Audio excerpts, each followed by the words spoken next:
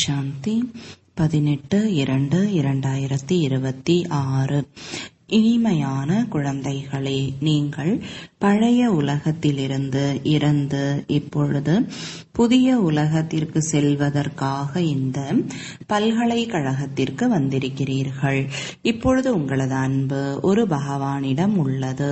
கேள்வி: எந்த விதியின் மூலம் தந்தையின் நினைவு உங்களை செல்வந்தர்களாக ஆக்கிவிடுகிறது? பதில்: தந்தை பிந்துவாக உள்ளார். நீங்களும் பிந்துவாகிய தந்தையை நினைவு செய்தீர்கள் என்றால் செல்வந்தர்களாக ஆகிவிடுவீர்கள். எப்படி?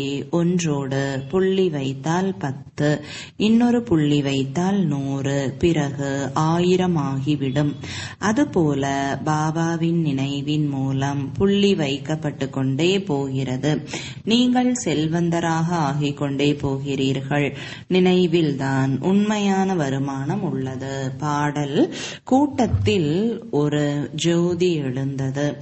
ஓம் சாந்தி.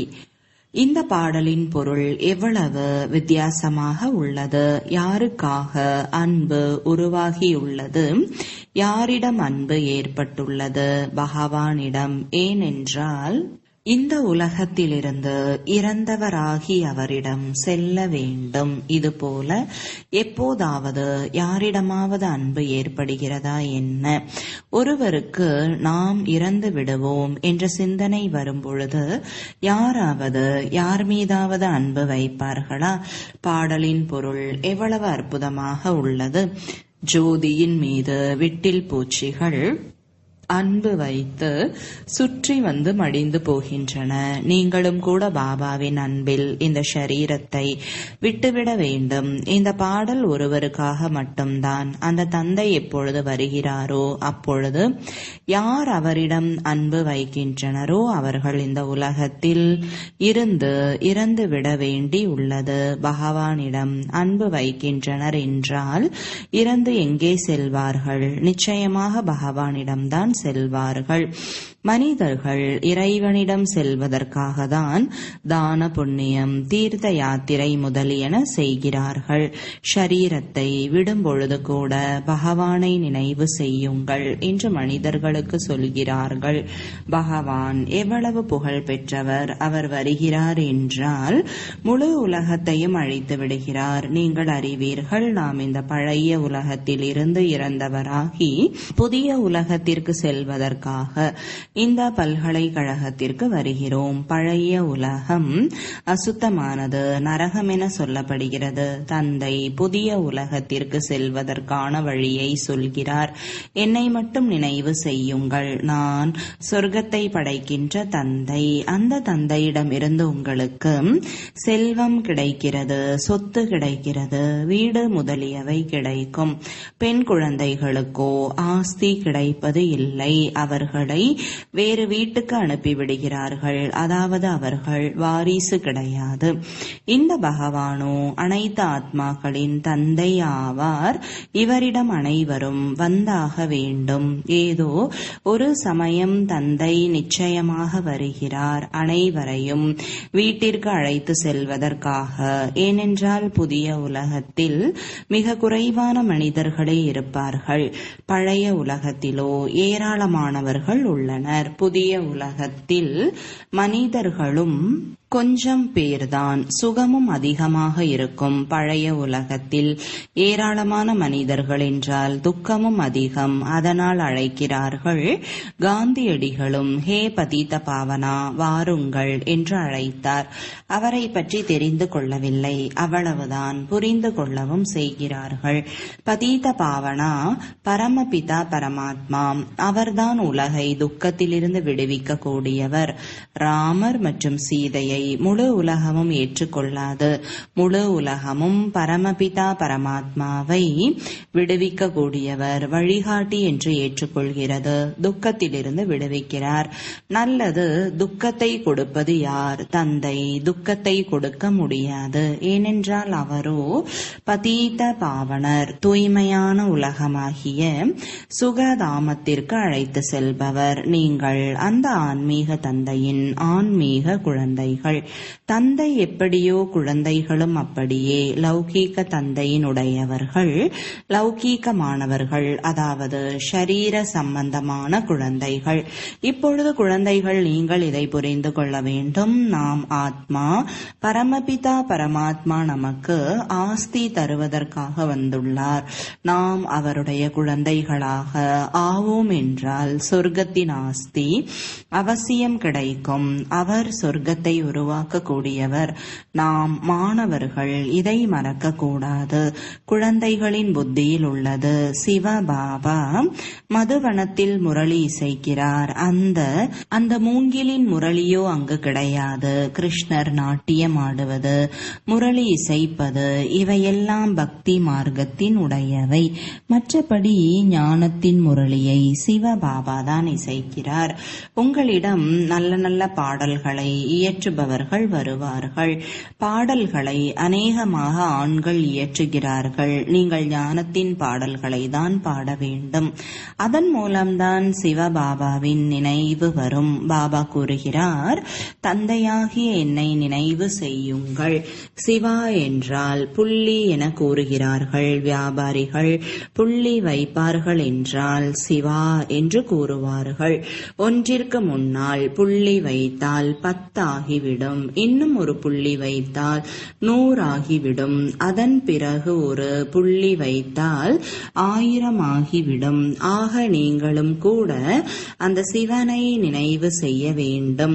எந்த அளவிற்கு சிவனை நினைவு செய்து கொண்டே இருக்கிறீர்களோ புள்ளியோடு புள்ளி சேர்ந்து கொண்டே போகும். நீங்கள் அரை கல்பத்திற்கு செல்வந்தராக ஆகிவிடுவீர்கள். அங்கே ஏழைகள் இருப்பதே இல்லை. அனைவரும் சுகமாக இருப்பார்கள். துக்கத்தின் பெயரே இருக்காது. பாபாவின் நினைவினால் பாவ கர்மங்கள் அழிந்துவிடும். நீங்கள் பெரும் செல்வந்தராக ஆகிவிடுவீர்கள். இது உண்மையான தந்தையின் மூலம் உண்மையான வருமானம் என சொல்லப்படும். இதுதான் கூட வரும். மனிதர்கள் அனைவரும் வெறும் கையோடு செல்கிறார்கள். நீங்கள் நிரம்பிய கையோடு செல்ல வேண்டும். பாபாவை நினைவு செய்ய வேண்டும். பாபா புரிய வைத்துள்ளார், தூய்மை இருக்கும் என்றால் அமைதியும் செல்வ செழிப்பும் கிடைக்கும். ஆத்மா, நீங்கள் முதலில் தூய்மையாக இருந்தீர்கள், பிறகு தூய்மையற்றவர்களாக ஆகியிருக்கிறீர்கள். துறவிகளை கூட பாதி தூய்மையானவர்கள் என சொல்வார்கள். உங்களுடையது முழு துறவரம். அவர்கள் எவ்வளவு சுகம் பெறுகிறார்கள் என்பதை நீங்கள் அறிவீர்கள். கொஞ்சம் சுகம், பிறகு துக்கம். முன்பு அவர்கள் சர்வ வியாபி என சொன்னது இல்லை. சர்வ வியாபி என சொன்னதால் கீழே இறங்கி வந்துள்ளனர். உலகத்தில் அநேக விதமான திருவிழாக்கள் நடைபெறுகின்றன. ஏனென்றால் வருமானம் கிடைக்கிறது அல்லவா? இதுவும் அவர்களுக்கு ஒரு தொழிலாக உள்ளது. தொழில்கள் அனைத்திலும் தூசி உள்ளது என்கிறார்கள். தொழிலின்றி நரனிலிருந்து நாராயணன், இந்த தொழிலே நரனிலிருந்து நாராயணன் ஆவதற்கானது. இந்த தொழிலை யாரேனும் ஒரு சிலர்தான் செய்கிறார்கள். தந்தையினுடையவர்களாக ஆகிவிட்டு தேகத்துடன் கூட அனைத்தையும் தந்தையிடம் கொடுத்துவிட வேண்டும். ஏனென்றால் புது ஷரீரம் வேண்டும் என நீங்கள் விரும்புகிறீர்கள். பாபா கூறுகிறார், நீங்கள் கிருஷ்ணபுரிக்கு செல்ல முடியும். ஆனால் ஆத்மா தமோ பிரதானத்திலிருந்து சதோ பிரதானமாக ஆன பிறகுதான் செல்ல முடியும். கிருஷ்ணபுரியில் இது போல சொல்ல மாட்டார்கள். எங்களை தூய்மையாக்குங்கள் என்று இங்கு மனிதர்கள் அனைவருமே அழைக்கிறார்கள். ஓ விடுவிப்பவரே, வாருங்கள், இந்த பாவ ஆத்மாக்களின் உலகத்தில் இருந்து எங்களை விடுவியுங்கள். இப்பொழுது நீங்கள் அறிவீர்கள், பாபா வந்துள்ளார். நம்மை தம்மோடு கூடவே அழைத்து செல்வதற்காக. அங்கு செல்வது நல்லதுதானே? மனிதர்கள் அமைதியை விரும்புகிறார்கள். இப்பொழுது அமைதி என்று எதை சொல்கின்றனர்? கர்மம் இல்லாமல் யாரும் இருக்க முடியாது. அமைதியோ சாந்தி தாமத்தில் தான் இருக்கும். பிறகும் கூட சரீரத்தை எடுத்து காரியத்தை செய்துதான் ஆக வேண்டும். சத்தியுகத்தில் காரியம் செய்யும் பொழுது அமைதி உள்ளது. அமைதியற்ற தன்மையில் மனிதர்களுக்கு துக்கம் ஏற்படுகிறது. அதனால் அமைதி எப்படி கிடைக்கும் என கேட்கிறார்கள். இப்பொழுது குழந்தைகள், நீங்கள் தெரிந்து கொண்டீர்கள், சாந்தி தாமம் நம்முடைய வீடு. சத்தியுகத்தில் அமைதியும் சுகமும் இருக்கும், அனைத்தும் இருக்கும். இப்பொழுது அது வேண்டுமா? அமைதி மட்டும் போதுமா? இங்கோ துக்கம் உள்ளது. அதனால் பதீத பாவனர் தந்தையையும் இங்கே வருமாறு அழைக்கின்றனர். பகவானை சந்திப்பதற்காகவே பக்தி செய்கிறார்கள். பக்தியில் முதலில் ஒருவரை மட்டுமே வணங்குகிற கலப்படமற்ற பக்தி இருந்தது. பிறகு அநேகரை வணங்கும் பக்தியாக ஆகிறது. கலப்படமான பக்தியில் பாருங்கள் என்னவெல்லாம் செய்கிறார்கள். ஏணிப்படியில் எவ்வளவு நன்றாக காட்டப்பட்டுள்ளது. ஆனால் முதலில் தெளிவுபடுத்த வேண்டும். பகவான் யார்? ஸ்ரீ கிருஷ்ணரை இதுபோல யார் ஆக்கினார்? முந்தைய ஜென்மத்தில் யாராக இருந்தார்? இதை புரிய வைப்பதற்கு மிகுந்த யுக்தி வேண்டும். யார் நல்ல சேவை செய்கிறார்களோ அவர்களின் மனம் கூட ஏற்றுக்கொள்கிறது. பல்கலைக்கழகத்தில் யார் நல்லபடியாக படிக்கிறார்களோ அவர்கள் நிச்சயமாக வேகமாக முன்னேறி செல்வார்கள். வரிசைப்படியாக இருக்கிறார்கள். சிலர் மந்தபுத்தி உள்ளவர்களாக இருக்கிறார்கள். சிவபாபாவிற்கு ஆத்மா சொல்கிறது, எனது புத்தியின் பூட்டை திறந்து விடுங்கள். பாபா கூறுகிறார், புத்தியின் பூட்டை திறப்பதற்காக தான் நான் வந்துள்ளேன். ஆனால் உங்களுடைய கர்மம் அது போல உள்ளது, பூட்டு திறப்பதே இல்லை. பிறகு பாபா என்ன செய்வார்? அதிகமான பாவங்கள் செய்துள்ளனர்.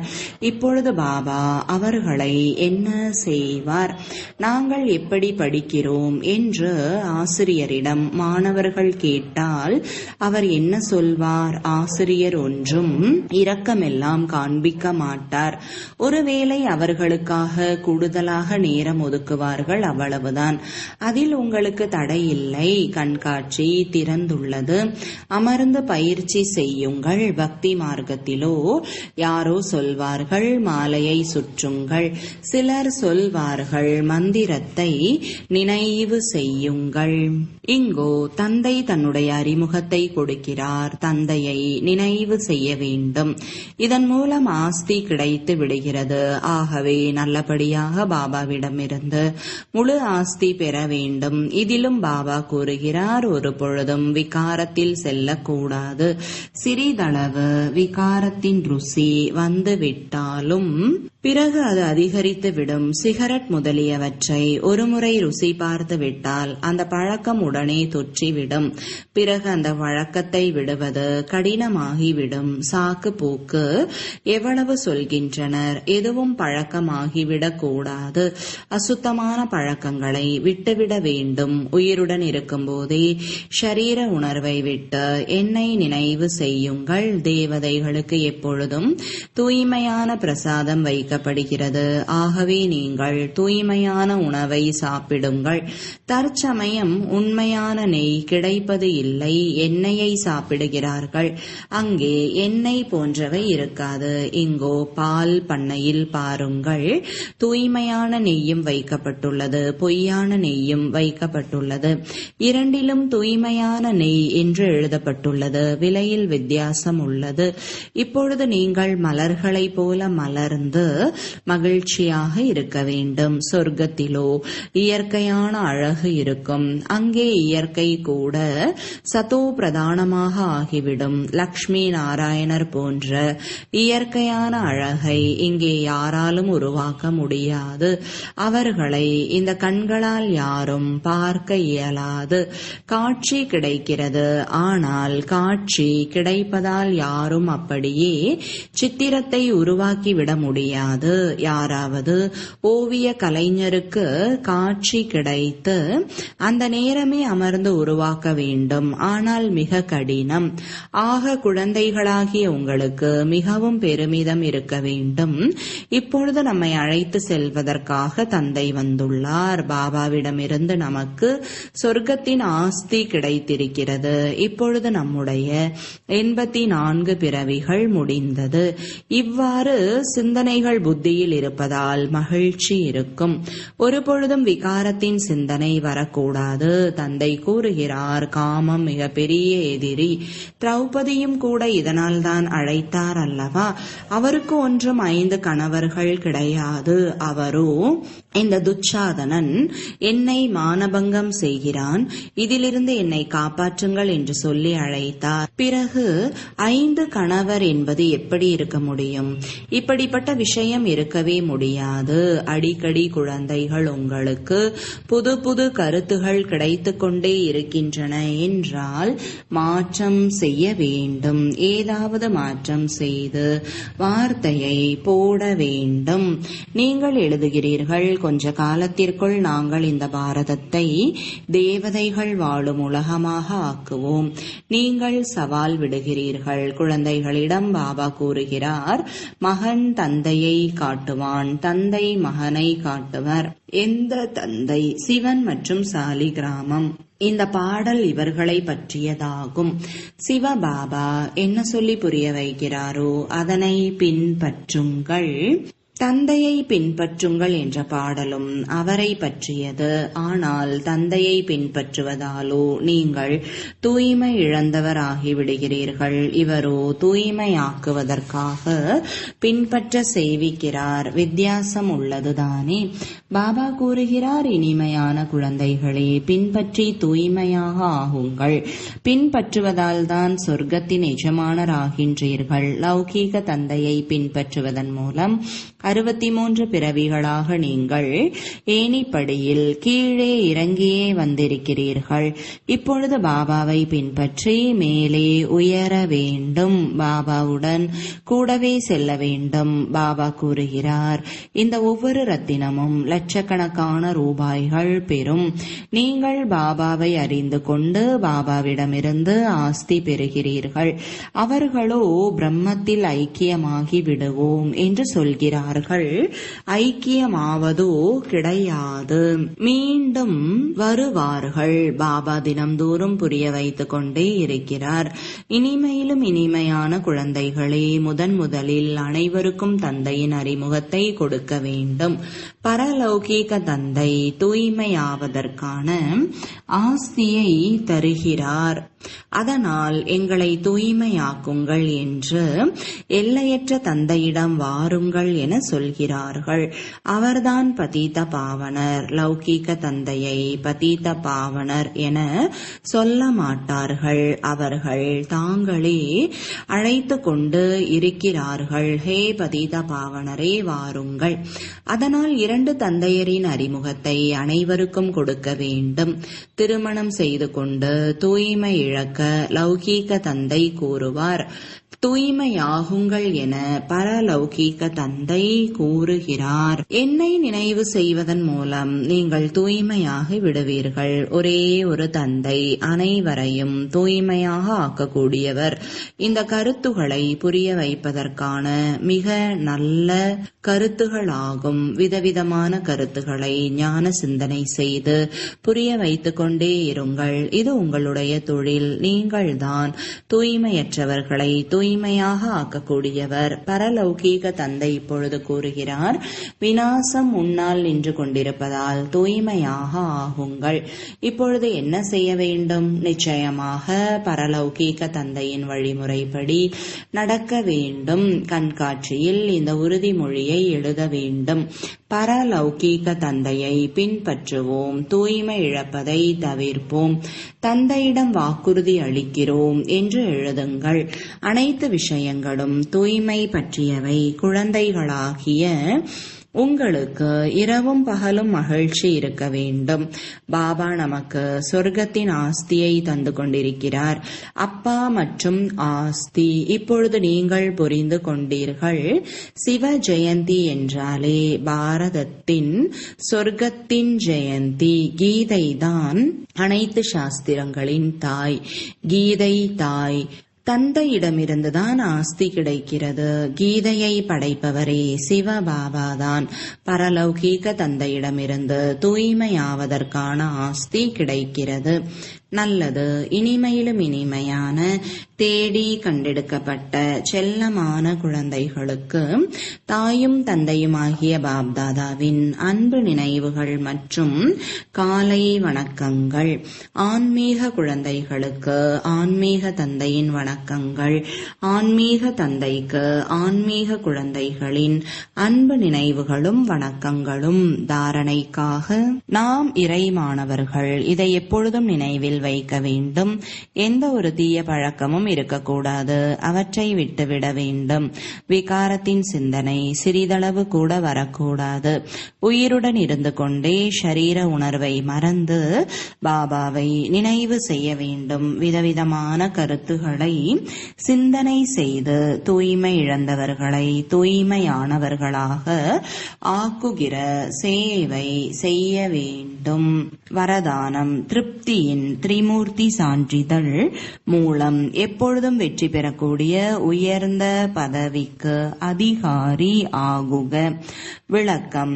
எப்பொழுதும் வெற்றி பெறுவதற்கு தந்தை மற்றும் பரிவாரத்துடன் சரியான தொடர்பு தேவை. ஒவ்வொருவரும் 3 சான்றிதழ்களை பெற வேண்டும். தந்தை, நீங்கள் மற்றும் குடும்பம். குடும்பத்தை திருப்திப்படுத்துவதற்கு ஒரு சிறு விஷயத்தை நினைவில் வையுங்கள். மதிப்பு கொடுப்பதற்கான பதிவேடு நிரந்தரமாக நடந்து கொண்டு இருக்க வேண்டும். இதில் பலனை எதிர்பாராதவர் ஆகுங்கள் மற்றும் சுயத்திடம் திருப்தியாக இருப்பதற்கு எப்பொழுதும் ஸ்ரீமத்தின் கோட்டுக்குள் இருங்கள். இந்த 3 சான்றிதழ்கள் உங்களை உயர்ந்த பதவிக்கு அதிகாரியாக ஆக்கிவிடும். ஸ்லோகன். யார் சித்திரத்தை பார்க்காமல் சரித்திரத்தை பார்க்கிறாரோ அவர்தான் உயர்ந்த சரித்திரவான் ஆவார். அவ்யக்த சமிஞ்சை. ஒற்றுமை மற்றும் நம்பிக்கையின் சிறப்பு தன்மை மூலம் வெற்றி நிறைந்தவராக ஆகுங்கள். எப்படி ஆத்மாக்கள் அனைவருக்கும் ஞானத்தின் ஒளி கொடுப்பதற்காக எப்பொழுதும் சுப பாவனை மற்றும் நன்மையின் பாவனை வைக்கிறீர்களோ அதுபோல இந்த தெய்வீக குழுவையும் கூட ஒரே சீரான நிலையில் நிலைத்திருக்க செய்து குழுவின் சக்தியை அதிகரிப்பதற்கான முயற்சியை செய்யுங்கள். அப்பொழுது உங்களது இந்த தெய்வீக குழுவின் மூர்த்தியில் ஒற்றுமை மற்றும் ஒரே சீரான நிலையின் வெளிப்படையான ரூபத்தில் காட்சி கிடைக்கும். ஓம் சாந்தி.